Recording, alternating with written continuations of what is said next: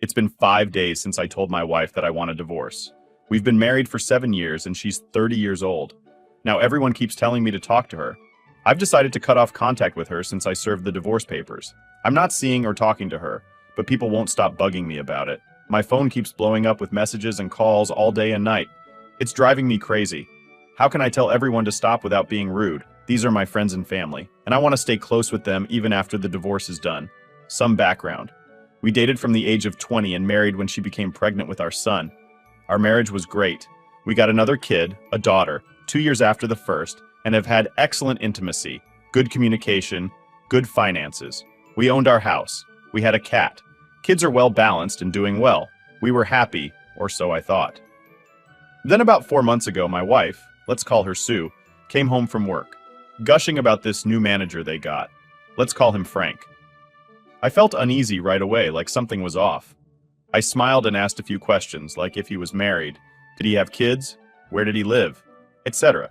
She tells me he is on his second marriage and have 4 kids in total. I was thinking this was probably a crush. I have had those, but they usually pass. So I decided to just wait.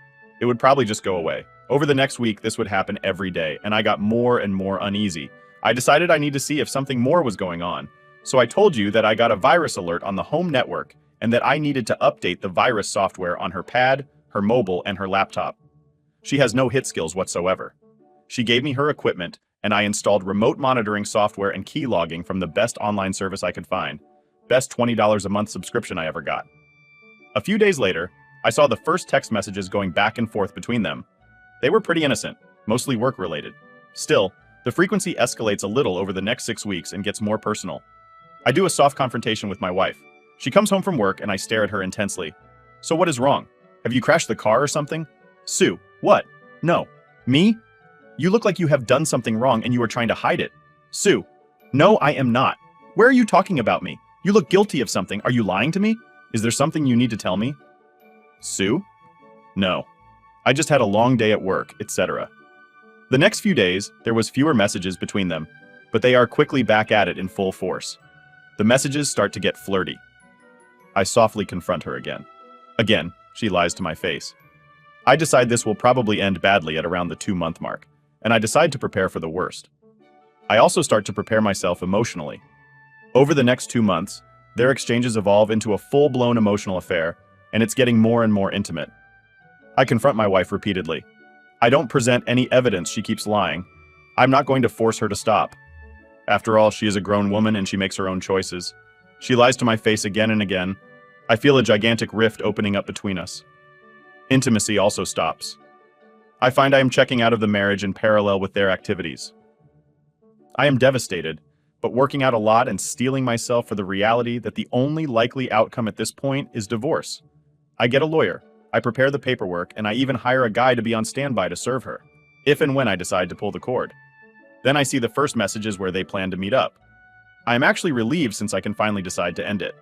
Just watching this train wreck unfold is agonizing.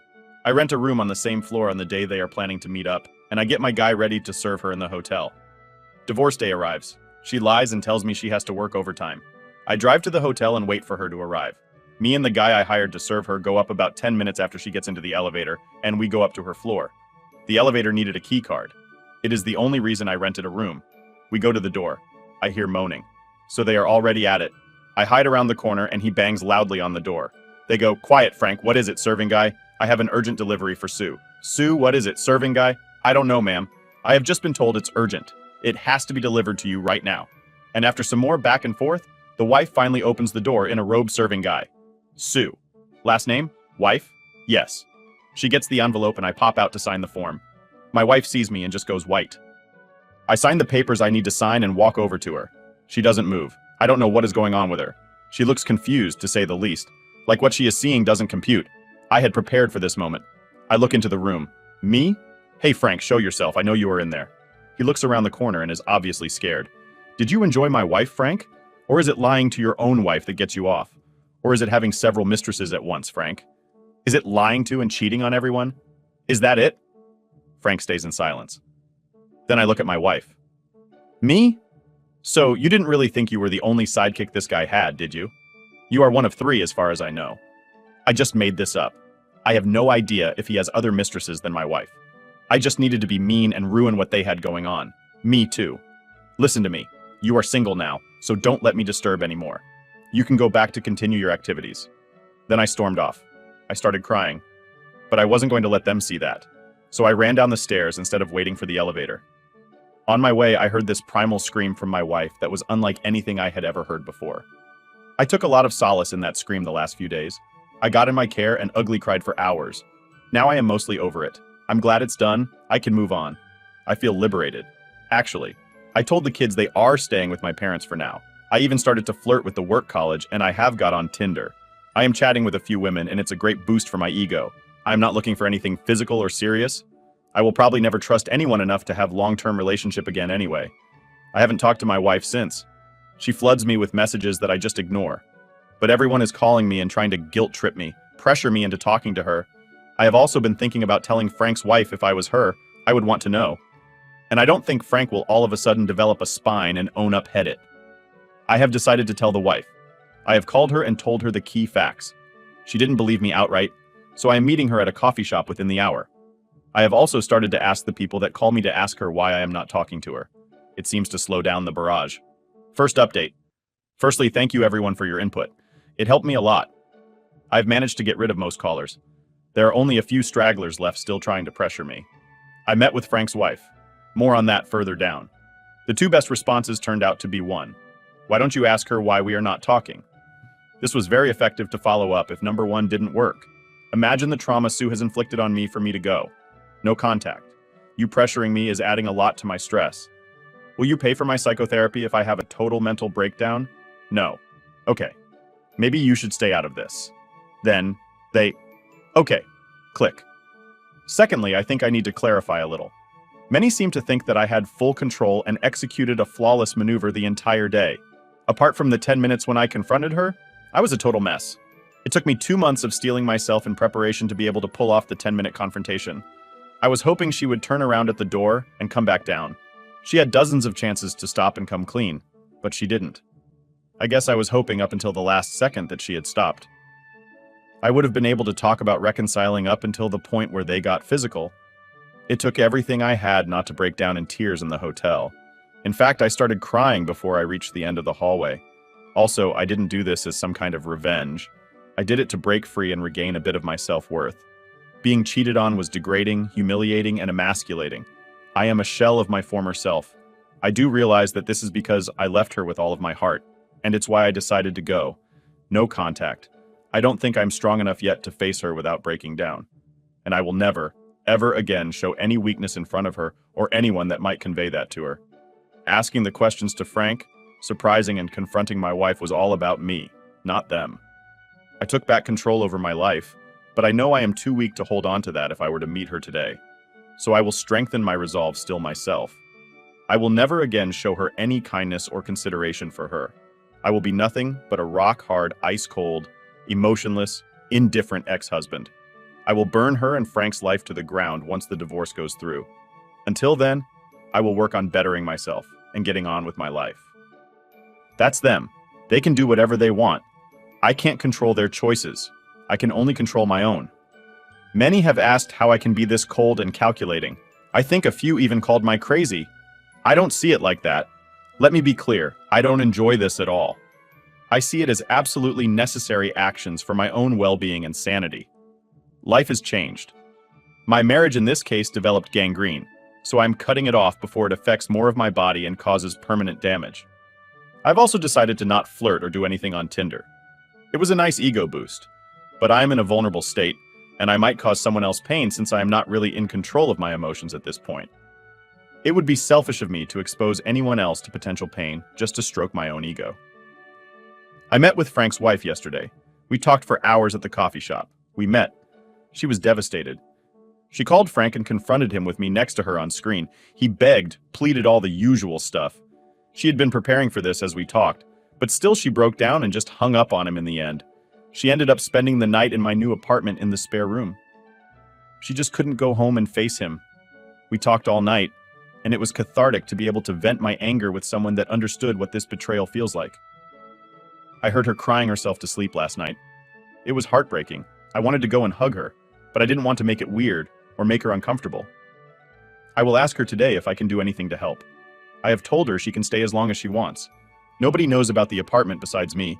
It's small and doesn't have a lot of furniture, but it has plenty of food and all the amenities you would need. She is trying to get her head on straight before facing Frank. Frank has been blowing up her phone with messages and apologies. When I left for work this morning, she still hasn't responded to any of them. The only person I have talked to beyond message 1 and 2 of my wife's mother. I like her. She is very nice and she has always made me feel welcomed and cared for. She told me that my wife would be committed to a mental facility due to talking about terminal self-harm. She has been in a bad way apparently since the hotel. I told her that she is no longer my responsibility. She made these choices. She will need to deal with the consequences. I would appreciate it if she didn't update me on my wife since it was already painful enough, and that I needed distance to properly separate myself from her. I informed her that there is absolutely 0% chance of reconciliation. The divorce will go through. We will not communicate at all outside of issues related to our children, and that will all be done in writing. I have enough just dealing with myself at the moment, so I am not as strong as many seem to think. I managed to pull myself together just enough to cut the cord after 2 months of intense effort, and I would probably devolve into a sobbing mess if I met her today. I need time to heal, and everyone calling prevented that. So thank you again, Reddit, for helping me fend off the well-meaning people that were injecting themselves into my relationship on my wife's behalf. You guys are awesome. Second update. Thank you again, everyone, for all the support. I'm sorry I won't be able to respond to everyone. It's been absolutely overwhelming. Seems like someone made a YouTube video or something and it went bananas. I have tried to read every suggestion, and I have got a lot of new perspectives and suggestions to ponder. I find it very helpful. I feel a lot stronger now, thanks to all of you Redditors. You are all absolutely freaking amazing, taking time out of your day to help a complete lost stranger on the internet. My head in gratitude to you all. Anyway, a lot of people have asked me to do updates when things happen. So here goes. My wife has been committed to a medical facility after her self-ending attempt 27 stitches on her wrist. So it's a pretty serious, her mother told me. Surprisingly, she didn't ask me for anything. She just told me to let her know if she could be of any help. She is just awesome. I still haven't talked to my wife yet. I will talk to her when I am ready, not before. And I am not ready to face her yet. She is the mother of my children, and I want her to be healthy and able to be a good mother to them. But I'm not allowing this latest action on her part to change my current course. My wife knew very well that if she ever cheated, that would be an automatic and total deletion of our relationship. I gave her lots of opportunities to turn around. She didn't. I've had plenty of opportunities to cheat over the years. Some while I have been stupid drunk and I have never ever acted on it. I have never even flirted back. Even off my rockers, I knew the right thing to do.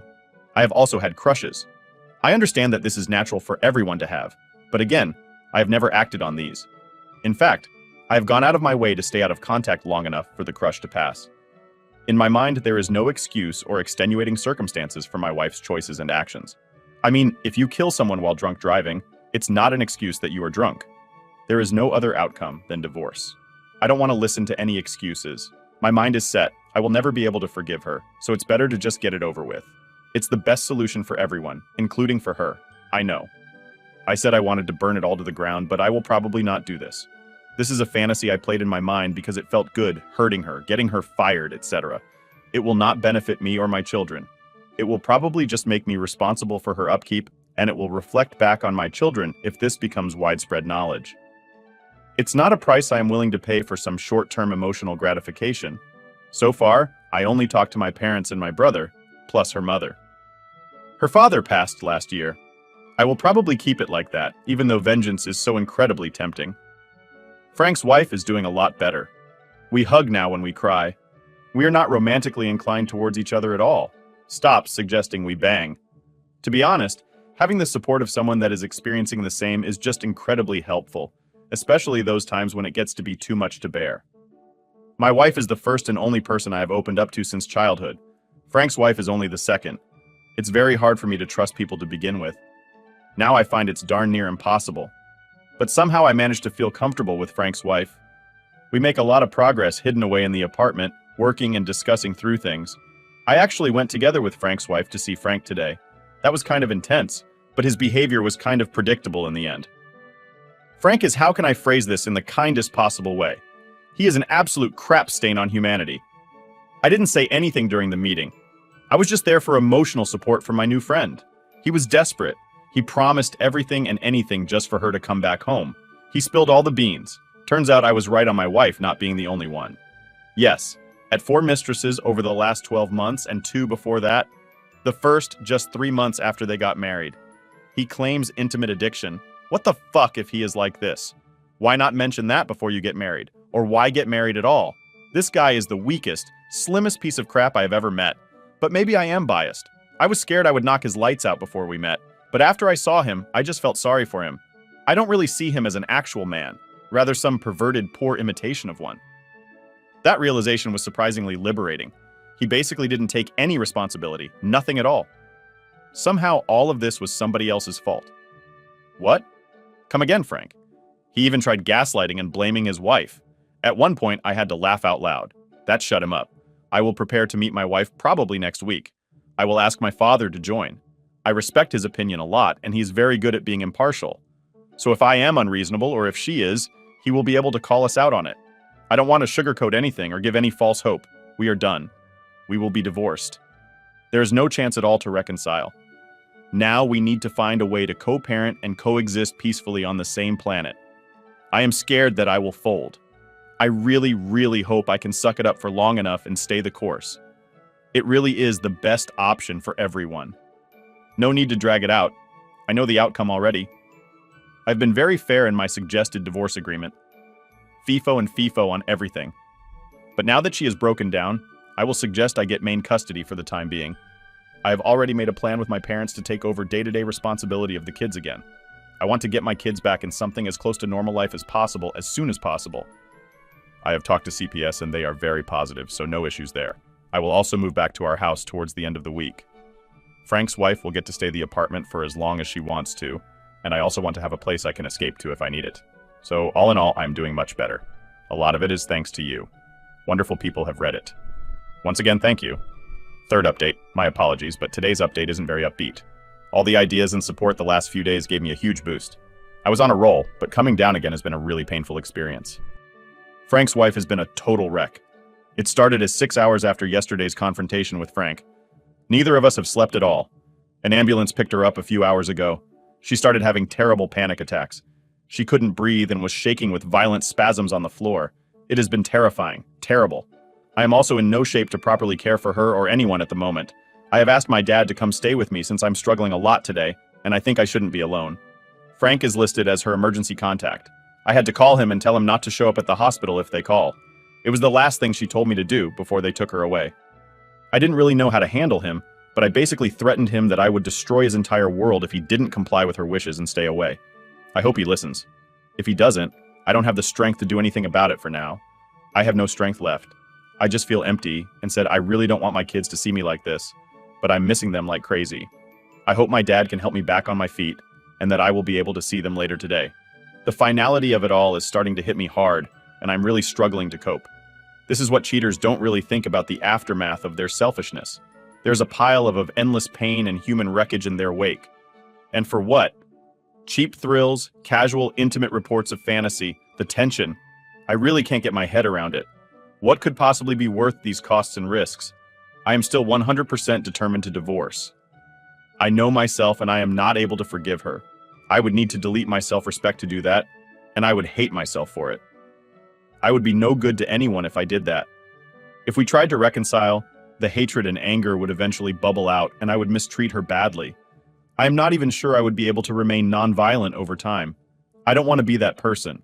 So the only option is to go through divorce and cut all contact apart from what is needed to co-parent our kids. Maybe I can forgive her in the future and we could become friendly at least. But for now, that is simply not a possibility. I have talked to my wife's mother. My wife is stable for now, but she is on suicide watch and will be transferred to a specialized psychiatry facility today for further treatment. My wife apparently became aware of my post here on Reddit, and after reading, she tried to end it. My wife's mother criticized me a lot for posting here, but I don't regret it.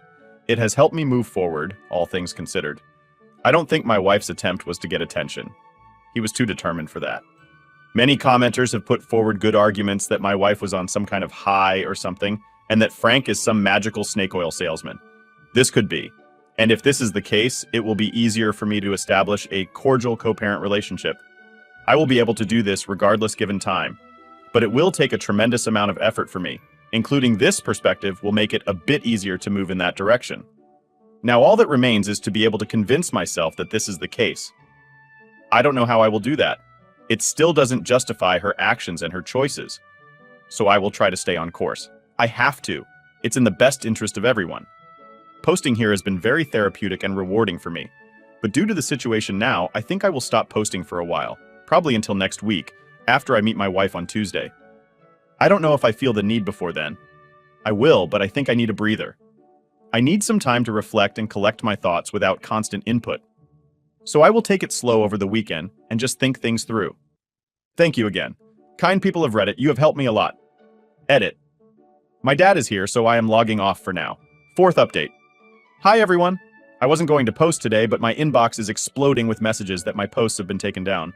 I don't know what I did to anger the moderators. If I did, I apologized. I am not really in the best of state, so if I transgressed against some form rules, I apologize. I was not really paying attention to anything other than trying to get help from all you wonderful Redditors. I haven't had any sleep in a few days now. At least I think it's a few days. I'm not sure, it's a bit fuzzy at the moment. I've spent most of the time since my last post with my dad, and I have visited Frank's wife in the hospital. She will stay for a while.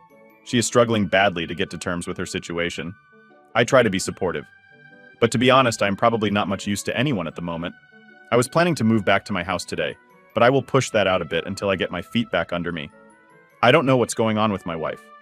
I will visit her on Tuesday. If anyone knows why they cut my post, can you please let me know so I can be more careful in the future? Fifth update. I wasn't planning to post until tomorrow after I meet my wife, but I'm struggling, so I was hoping I could ask for some more advice from you wonderful Redditors. I hardly sleep and I am not thinking clear. So, any advice? As much appreciated anyway. First, some information on the current status. There has been some developments over the weekend. I wanted to show this post and get Frank's wife's permission before I posted this publicly. It appears Frank has done a runner. He has cleared out their joint accounts and is nowhere to be found. We have been in touch with the bank to try to reverse the payments, but they can't do that. They have already passed the funds to a new bank. Since they are married, there is nothing they can do. He is presumably the only one with control over the receiving account. And the new bank isn't sharing any information at all. I guess they are legally bound not to. They were helpful with how you can get a legal injunctive. I think that is what it's called, but that will take time. We only found out on Sunday evening when he was supposed to pick up kids from his ex-wife. According to one of his friends, someone showed him the Reddit posts and he vanished sometime between 3 and Sunday. I hated him before, but damn, that is just so cowardly. I can't even find the words to describe it. Robbing his own family. What the heck is wrong with this guy? Frank's wife is filing today. She is using my lawyer since he already has everything for me. It saves some time and money. He can basically just copy my case for her. I feel sorry for her. She loves Frank's kids, and she will probably lose contact with them since her and Frank's ex-wife isn't really on good terms. I have been going through overwhelming waves of emotions.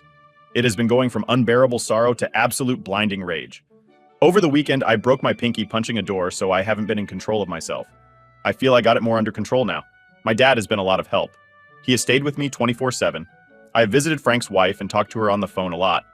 We're each other's emotional crutches and counselors at the moment. She's absolutely devastated.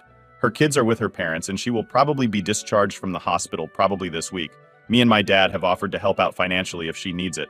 Her employer has also been very supportive, and she would thankfully be able to support herself and the kids under normal circumstances. But their financial safety net is gone. I still haven't talked to my wife, and I'm struggling with what to say. I don't even know how to begin. I know meeting her will be emotionally overwhelming, so I don't want to end up in a shouting match or something unproductive. My goal is to be focused on the future as much as possible. I will try to see her in the role as the mother of my children and not really get into the why and what of what she did. I will try to avoid, to the best of my ability, not to see her as my wife. That betrayed me in the family. We will divorce. So we need to focus on how we move on from here. Emotions are still too raw, so we won't get anywhere discussing it at this point. We need to figure out custody and how she plans to get back on her feet to function as a mother to our children. Children need their mother. I have tried to sort out the 5 most important questions or points of agreements we need to agree upon to be able to provide the best possible care. We need to ensure we give our children what they need from us. I want to try to focus on this, But every time I sit down, I either just type out gibberish or I stare at the page, and nothing makes enough sense to even write down. Please help me with this. I need some clear perspective to cut through the mush in my confused, sleep-deprived head. This is where I stand at the moment. I don't want to punish her. I want out. I want my kids to suffer as little as possible. I want my wife to get on with life and move on like I hope to do. The divorce is already in process, so we don't need to spend any time on that unless she wants to contest it. I don't know what she wants to do yet. As things stand, everything in our lives is one massive, painful clusterfuck. We need to sort it out enough to function for our kids. This is priority one. We need to do this right now. We also need to partially reconcile, at least on the roles as father-mother. I don't think we can reconcile on everything, but we need enough to be able to function as parents. This is priority two. We can probably suck it up for priority one, but unless we deal with priority two, things will fall apart and fail over time. I don't want our lives to become more and more resentful and hateful towards each other. I hope you can help me. I am not looking forward to tomorrow. I hope I can keep focused enough to be able to at least start a process between us to move in this direction. I will update after I see her. 6th update. So today has been a very, very crappy day, and that says a lot lately. My life just seems to be a long series of crappy days competing to be the crappiest day of them all. I'm so grateful for all the messages. I'm sorry I can't respond to everyone, but I do try to read everything. I'm a bit worn out, so please forgive the errors. I have been sitting here going over this day in my head over and over for hours, typing it out and retyping it again and again, trying to find the right words to understand what is going on, to understand myself. As many of you suggested, I talked to Sue's mother yesterday in preparation to meet her today. I wanted to see if she had any more info to share. She just reconfirmed that Sue is in a bad way. The only new thing she could tell me was that after I left her at the hotel, Frank left right afterwards. He just walked past my wife, crying on the floor in the hotel hallway. He apparently didn't even say anything, or at least that's what Sue told her mom. I also tried to call a few of her friends. I learned that their friend group is in full conflict now, as some of her friends had strongly encouraged this affair to Sue during their weekly girl trips. They usually go to the movies, theaters, stuff like that. They have all been friends since school. Now the supporters are apparently being ostracized. News of these events have spread like wildfire. Apparently, it has made a lot of husbands start to ask uncomfortable questions to their wives. Also found out my wife wasn't the only one cheating. Apparently, it's 2 other cheaters in her clique, as far as I can tell. The relevant husbands are now informed. Anyway, I believe this morning that I was prepared to meet my wife. I am ashamed and sad to say that I wasn't at all. Today's meeting was a complete disaster, a total failure. I didn't manage to do anything right. I imagined I was going to be this rock of practical professionalism. I had my rules, my viewpoint, my list of key things I had steeled myself for. We were going to talk about kids, finances, Sue's health, etc. We would find solution, find ways to move on. Instead, this day is scarred into my brain is nothing but unfiltered pain and failure. I am pretty sure I will have this scar with me forever. I've been uncomfortable for days, but a few hours before we left this morning, I was starting to feel extremely stressed and anxious. I developed this high-pitched whine in my ears like an old TV noise. My mouth produced less and less saliva. For some reason, my mouth felt uncomfortably dry. I tried to pull the tension away to swallow it, push it away, but it just got worse and worse. I was pacing around aimlessly for the last hour. It's probably the longest hour I have ever felt in my life. When we finally left, I just wanted it to be over, but I felt I had to see her. By the time we arrived at the hospital, I had probably been awake for 30 hours straight. I wasn't really fully functional. I should have called it off then. We were corona control for temperature and symptoms before they would let us in.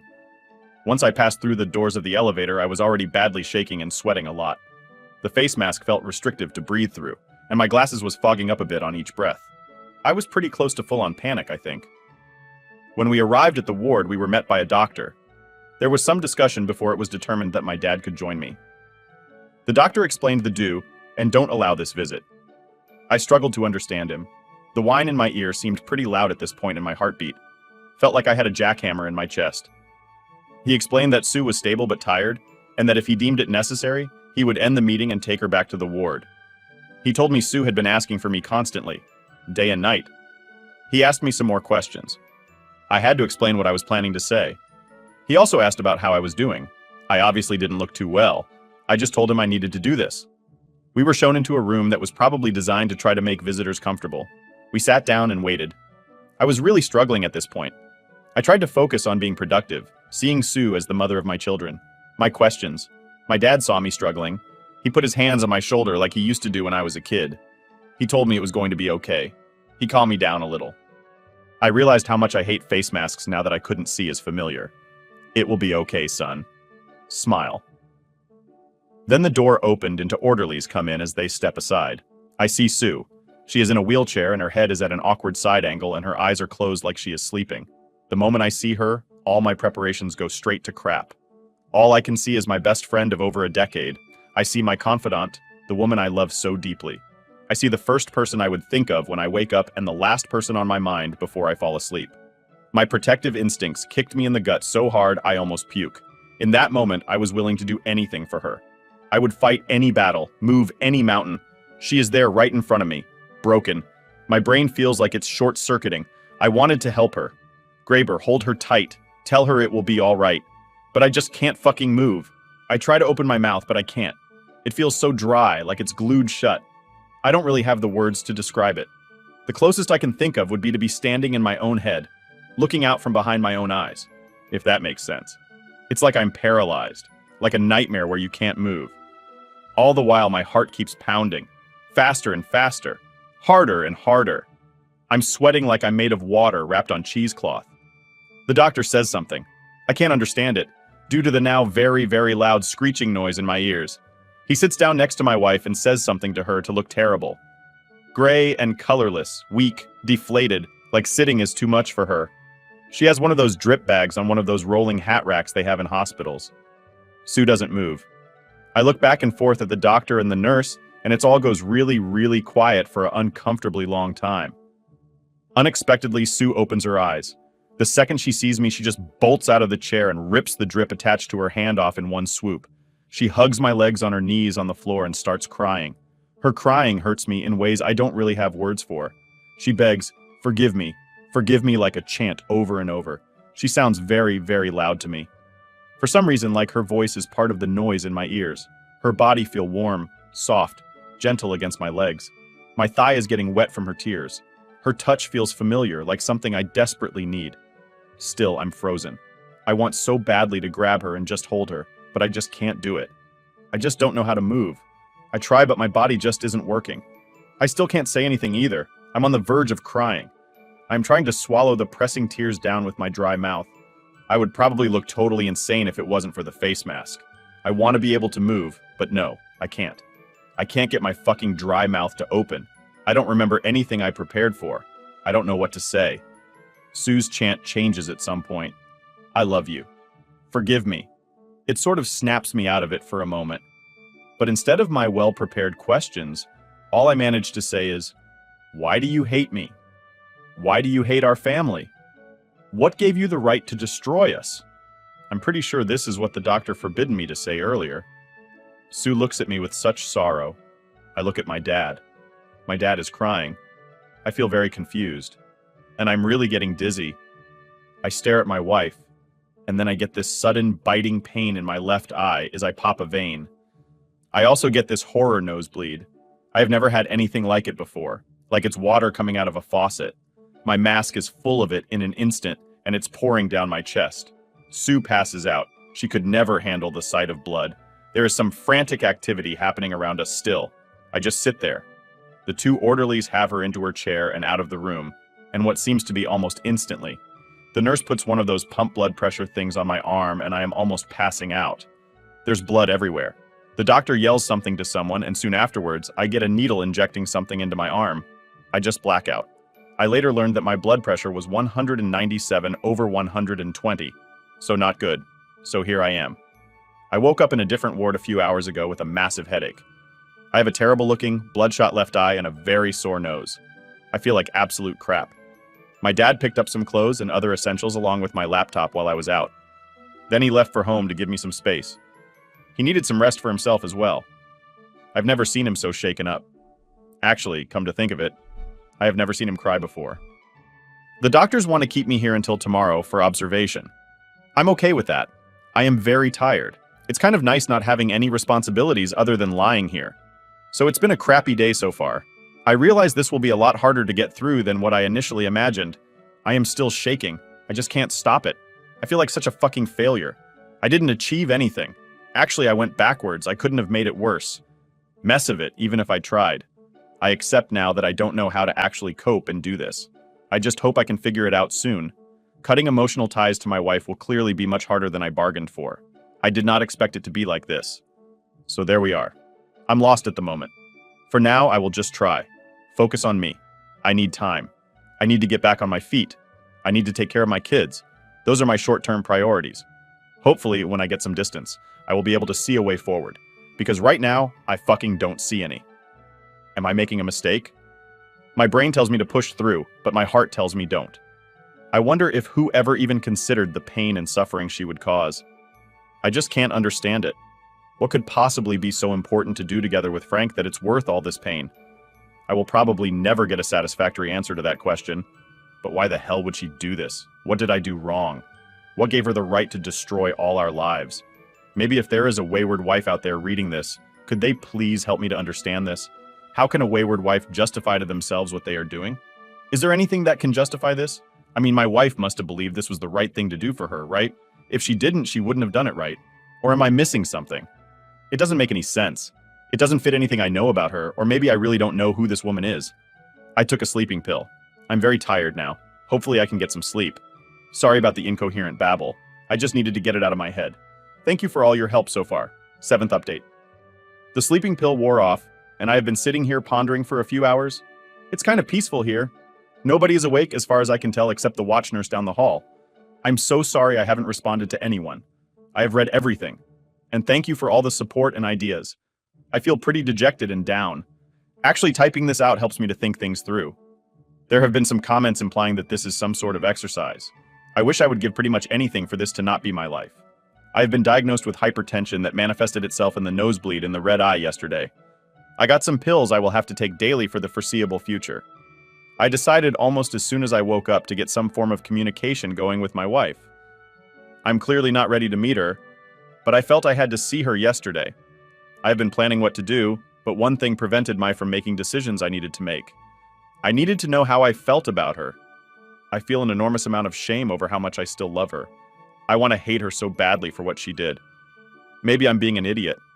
I am less and less sure of anything, but the hatred just isn't there. I want it there, but it's not. I don't understand why it's not there. It should be. She betrayed me. She hurt me more than anyone has ever done. Still, I love her. Why? I realized that not having any form of contact with her is unproductive and a little ridiculous. So I unblocked her so many messages and calls. I can't possibly go through all of them. There must be thousands. I sent her a message asking if we could try to talk via SMS and WhatsApp. Surprisingly, she responded right away. I didn't expect her response until the morning, at least. I told her we need to function for our children and that we need to focus on that for now.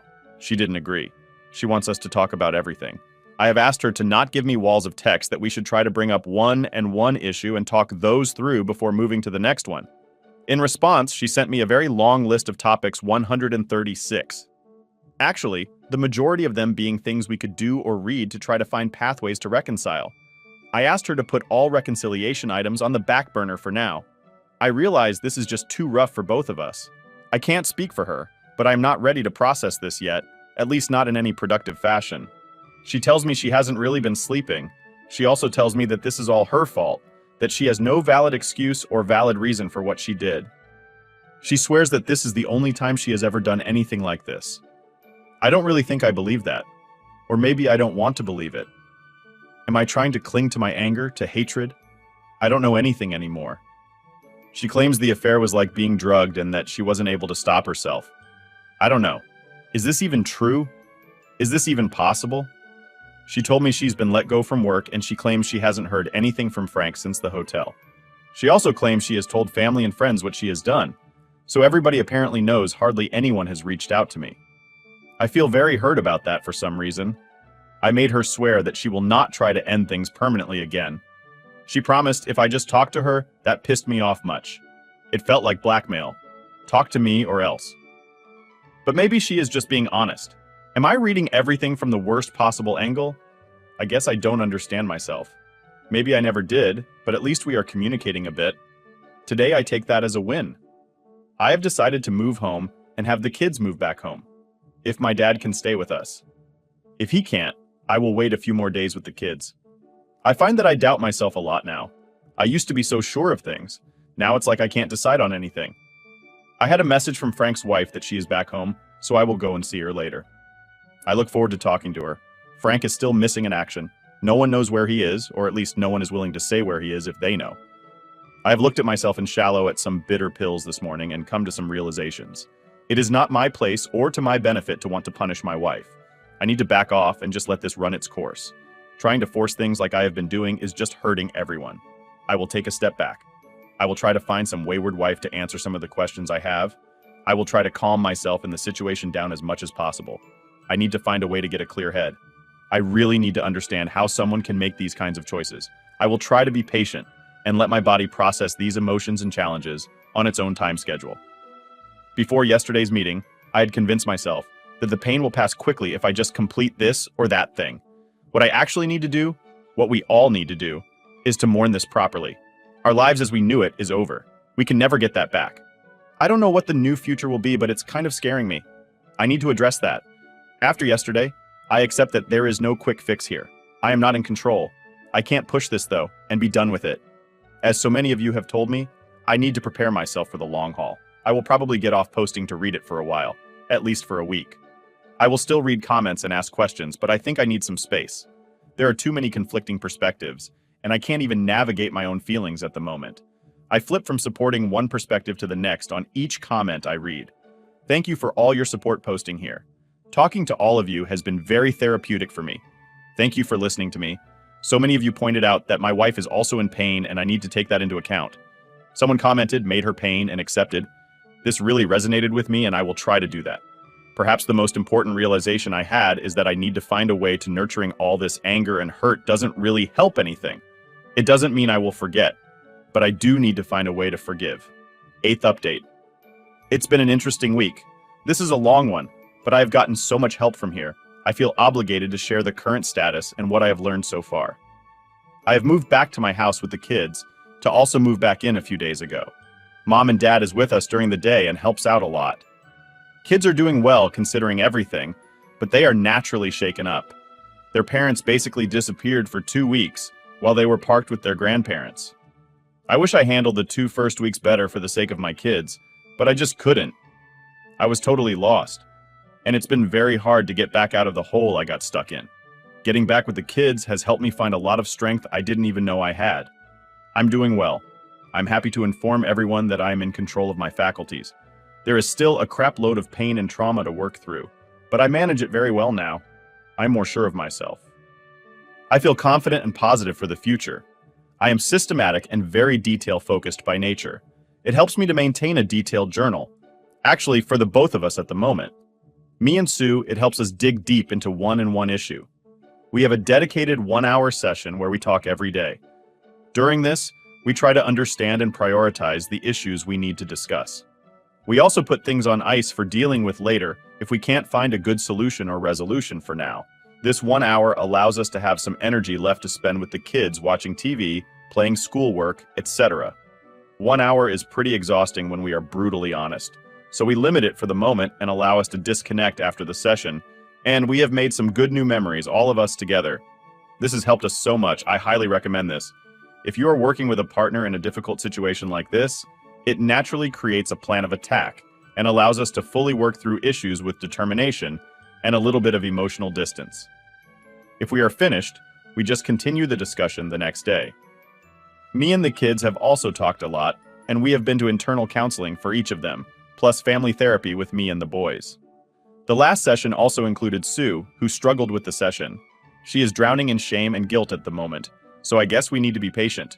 Sue has been out of the hospital for a few days and is better off living at the house with the rest of us. Before you guys pile on me to kick her out, I will not kick out the unemployed mother of my children in the middle of a pandemic. I think about it this way. When my kids are grown, and they ask me about this period, I want to be able to be proud of most of my behavior. I find it's also very helpful to think about things long term. It helps me see past the overwhelming immediate pain and lets me set targets to aim for. Sue is in daily therapy and has been diagnosed with mild PTSD. Her therapist is sure she is no longer at risk of terminating herself. Kids have enjoyed having her at home. They miss their mother, of course. She seems stable, and I think staying together is the best option for her and everyone at this point. Let's get one of the main issues out of the way. I have decided that the divorce will go through. The deciding argument actually came from a PM dialogue I had with a self-proclaimed lesbian feminist. The discussion included a lot of nonsense about patriarchy and historical oppression, but she had some good arguments about my wife being a grown woman and therefore having agency. She praised me a lot for allowing my wife to make her own choices. Actually, even if those choices were stupid. I actually regret not confronting Sue harder earlier, but I wasn't in a good place mentally and I didn't make all the best choices. It's easy to see a better path in hindsight. The talk with the feminist was at times confusing, but the closing argument was if this was a married gay couple with two males, would anyone question the agency of the partners, the wayward spouse, or the betrayed spouse? The answer to that is no. So I will treat my wife like she has agency to make her own choices and let her face the consequences from those I have accepted. My wife made a choice to do this. It made perfect sense to her. It's what she wanted at the time. It was a stupid choice. But people make stupid choices every day. They drink and drive. They commit stupid acts. And in all cases, if they are exposed, there will be negative consequences of such bad choices. I have looked hard into myself, and here is what I have accepted. I can't reconcile such actions with the woman I believed her to be. The hard truth is, I don't know this woman that used to be my wife. I just don't trust her anymore. And I cannot remain married to a person I don't feel I know or trust. It's absolutely devastating to Sue, but she accepts and understands my decision.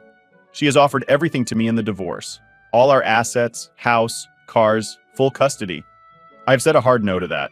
We will divide assets fairly, and she will automatically regain 50 and 50 custody once she is okay with it, and is declared okay for this by her psychiatrist.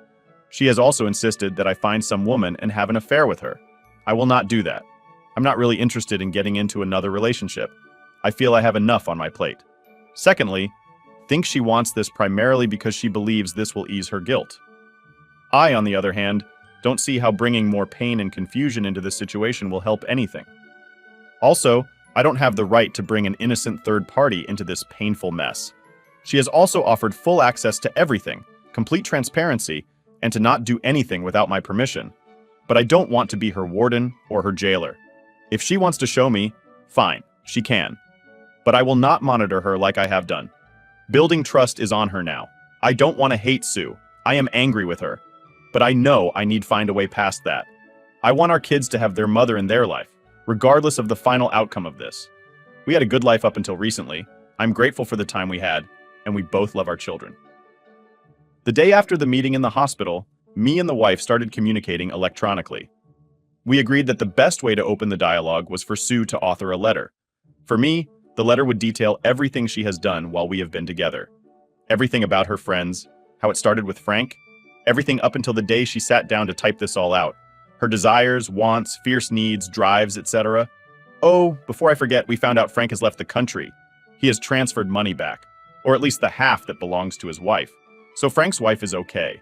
Turns out Frank's own mother hired a PI to track him down Monday. She was worried about him, plus very angry. His mother will not tell us where he is, only that he is in a different country.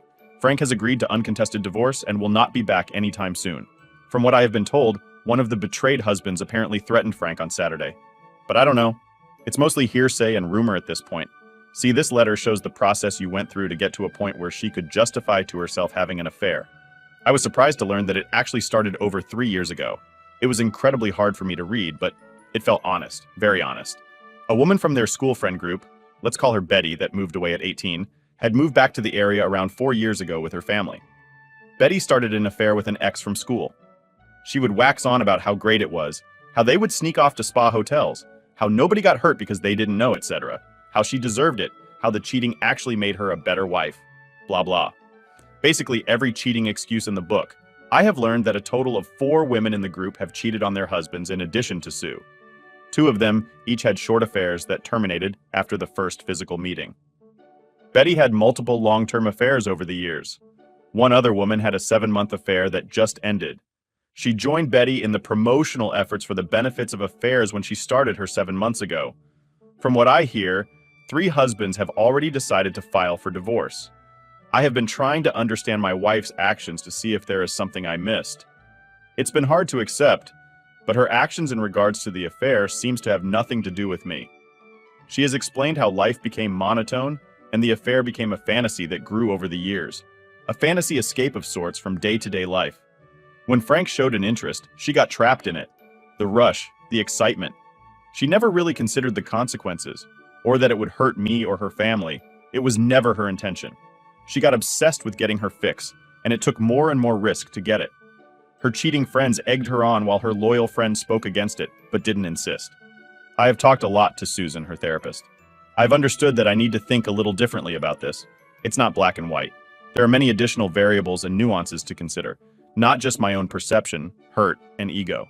Once I realized that I need to take time to fully reflect on this before I decide anything, my stress levels have gone way back, almost back to normal. Several therapists have explained it to me in the mental framework of this type of compulsive addictive behavior. I have also talked to a lot of wayward wife and betrayed spouse. I'm starting to better understand this now. This does not excuse whose actions, but it makes it a little understandable in some ways. I can comprehend it. This doesn't mean I forgive or forget it, though. Like everyone knows, smoking is bad. Drinking is bad. Exercising regularly is important. Junk food hurts you, etc. People know these things. Still, they do them all their lives. Look at the lung cancer ward with dying patients still smoking outside. I understand it's a similar reaction in Sue's brain in relation to this affair. An affair became a fantasy. The excitement of it became an addiction, like a kind of adrenaline junkie at the hotel. Frank had just started to give her oral after some initial touching kissing, and they were only a few minutes into it when I crashed reality into her fantasy world. Sue has confessed that she was going to go all the way after reality hit. She became desperate to fix it. There was all she could think about. It explains her behavior a bit after divorce day when she read the Reddit post and lost hope that she could fix anything. She just couldn't deal with it. She tried to end it. He has admitted that if the shoe was on the other foot, she would leave me. So at least I know she is being honest. I seriously doubt she would cheat again. She got scarred for life. Now she just cannot understand herself why she did this. Now I see Sue as I would look at someone with a gambling addiction. I don't respect that kind of weakness, but I believe people can change. I am no choir boy myself and experimented with drugs back in the day. I got out of it when someone gave me a chance.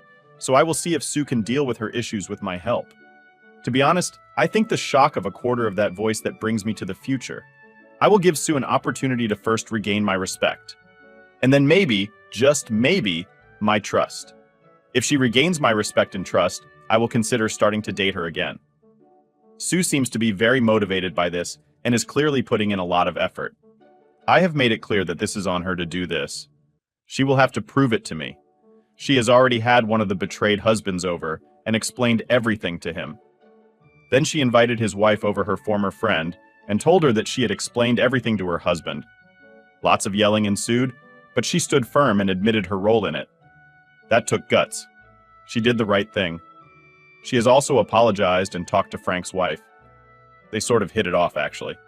They were joking about Frank's weaknesses over several glasses of wine. It was all kind of strange to me. Bizarre, even. I listened from the hallway. Frank was not painted in a flattering light, to put it that way. Is this something women do bond over, ripping into a common ex to, has asked the remaining betrayed husbands if they want the same information for them. We have Betty at our door yesterday, begging Sue not to tell her husband that he wanted Sue to agree to a light version, or she was sure her husband would leave her. My wife refused her request. Betty's husband is coming over for dinner this evening. Sue promised he will get the full, unfiltered truth. It's safe to say Sue and Betty are no longer friends. She has been flooded by messages from the other cheaters, and she has refused them as well. The loyal wives have made requests for Sue to meet their husbands to reassure them, and she has agreed to this as well. I guess she knows who her friends are now. I actually made a big spreadsheet of my choices and options. It's a gigantic mess. Measuring the pros and cons, what is best for the kids, what is the benefits of this and that, what is the negative side of this in that, for example, there is no guarantee that a new girlfriend would be any more faithful. There is no guarantee I would find a new partner compatible with my kids, etc. All in all, I come to the conclusion that my best choice for now, especially for the kids, is to take my time and see if she makes any progress. I need to see that she can get to a point where we can try to build a new relationship. The one we have is dead. Still, it was a good one on so many levels. Maybe we could have that again. Maybe it will fail. Who knows? I'm not in a rush. And if I think it's futile, I will act. Until then, we can practice co-parenting and find ways to remain at least cordial. I am not a perfect husband or human by any stretch. I have many flaws, just like everyone else. I will keep this in mind whenever I feel I am in a position where I have to judge Sue moving forward. So this is probably my last activity here. Maybe I will do another update in a year or two. I cannot thank the Reddit community enough. Thank you for all your help. I know that in the end it's up to me to decide. And thankfully you all set time aside to help me reflect more broadly.